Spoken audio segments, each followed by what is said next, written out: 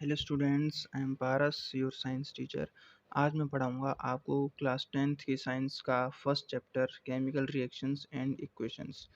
पिछले पार्ट में हमने balancing the chemical equations chapter start किया था। आज हमें उसी टॉपिक में आगे बढ़ना है। Okay, so now let us start. First equation है हमारी, सेकंड इक्वेशन है ये Fe plus H2O gives Fe2O3 plus H2।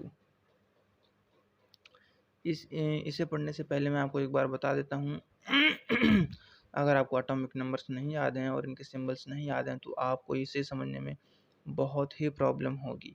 इसलिए सबसे पहले आप पीरियोडिक टेबल खोलें, चैप्टर नंबर 5 खोलें, उसमें ये है, आप उन्हें जाकर याद करें। ओके, जैसे आयरन होता है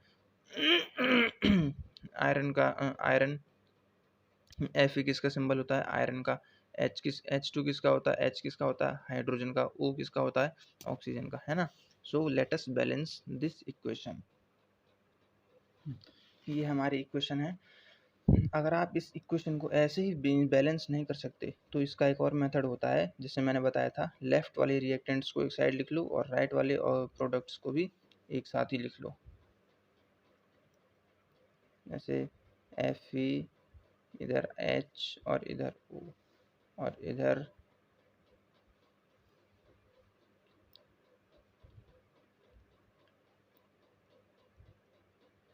Fe, इधर भी इधर O है और इधर हमारा H।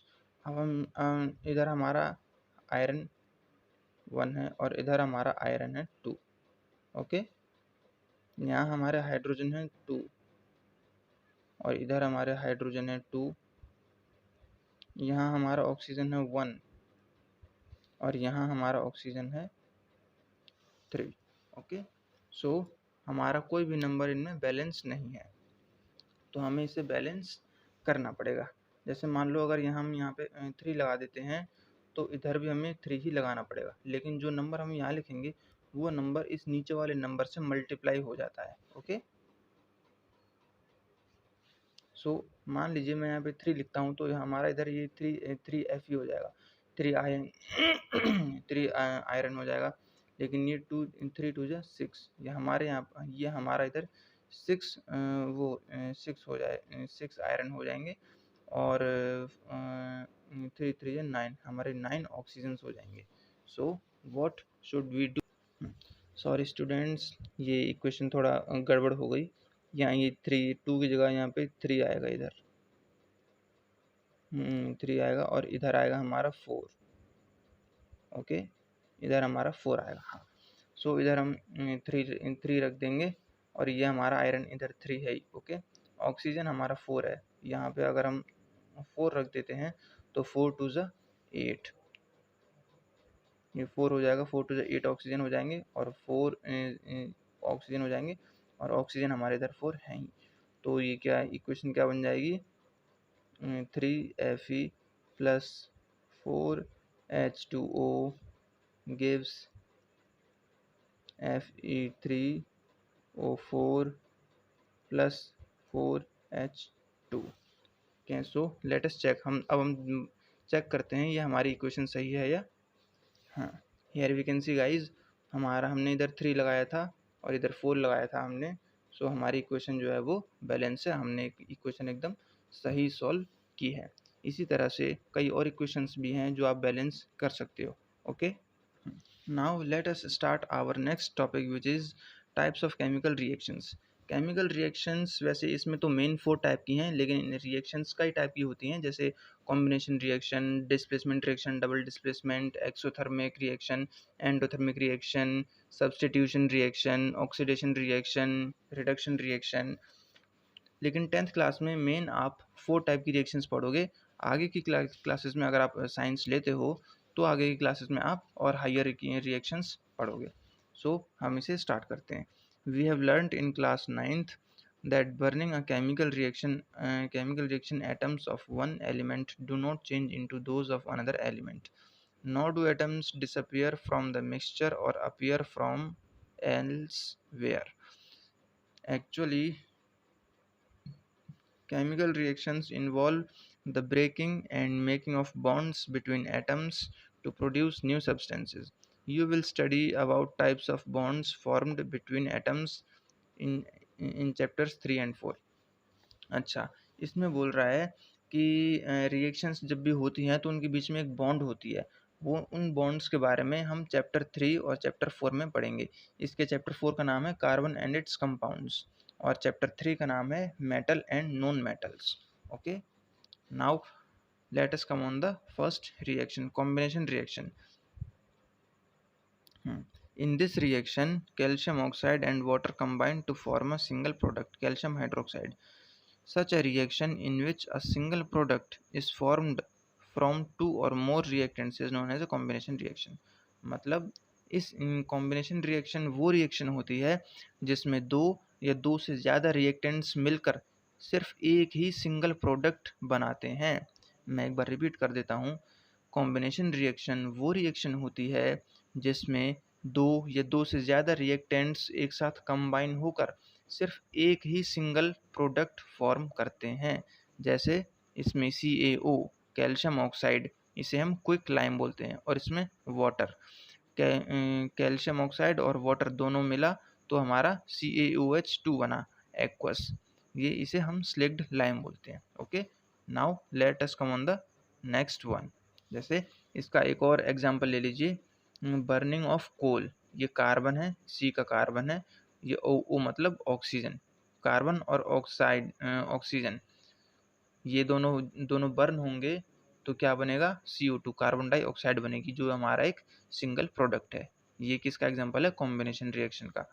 Formation of water from H2 gas and O2 gas. Dihydrogen plus oxygen gives 2H2O, ये हमारा वाटर का फॉर्मूला है। ओके, इसमें दो रिएक्टेंट्स मिलकर सिर्फ एक सिंगल प्रोडक्ट बना रहे हैं, तो ये भी हमारा कॉम्बिनेशन का एग्जाम्पल है। इन सिंपल लैंग्वेज में हम बोल सकते हैं कि we can say that when two or more substances, elements or compounds combine to form a single product, the reactions are called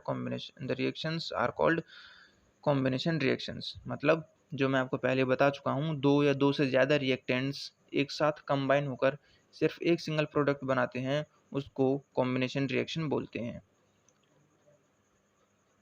Reactions in which heat is released along with the formation of products is called exothermic reaction. अच्छा, ऐसी reaction जिसमें product बनने के साथ ही heat भी पैदा होती है, प्रोडक्ट बनने के साथ हीट भी पैदा होती है, उस टाइप की रिएक्शंस को हम एक्सोथर्मिक केमिकल रिएक्शन बोलते हैं।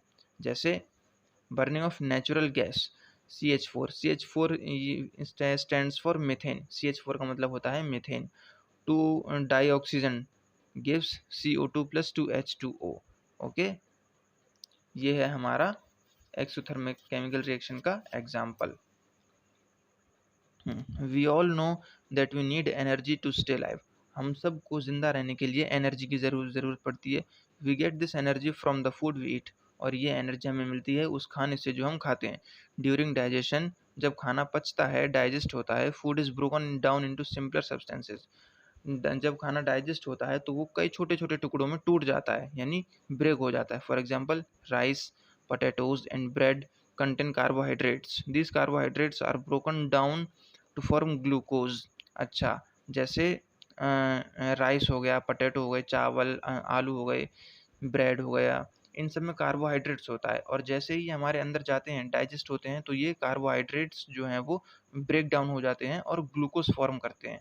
और ये ग्लूकोज जो है वो ऑक्सीजन के साथ, हमारी बॉडी में जो सेल्स होते हैं, ऑक्सीजन के साथ कंबाइन होकर हमें एनर्जी देता है। ओके, ये पॉइंट वैसे इम्पोर्टेंट है, मैं इसे नोट डाउन कर लेता हूँ, आप लोग इसे नोट डाउन कर लीजिएगा। ओके, हाँ, the special name of this reaction is respiration, the process of which you will study in chapter 6। अच्छा, इस पूरे प्रोसेस को हम रेस्पिरेशन बोलते हैं, जिसके बारे में हम चैप्टर 6 में पढ़ेंगे। C6H12O6, ये ग्लूकोज का फॉर्मूला होता है, ये इंपॉर्टेंट है, ग्लूकोज। ये रेस्पिरेशन की रिएक्शन होती है।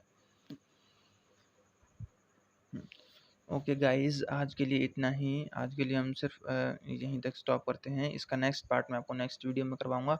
अगर इसमें आपको कोई डाउट है या कोई प्रॉब्लम है तो आप मुझे कमेंट बॉक्स में लिख सकते हैं, मैं आपको समझा दूंगा। आई होप ये वीडियो आपको अच्छी लगी होगी। ऐसे लाइक शेयर करें, सब लाइक करें, शेयर करें, सब्सक्राइब करें। मिलते हैं नेक्स्ट वीडियो में। Thank you.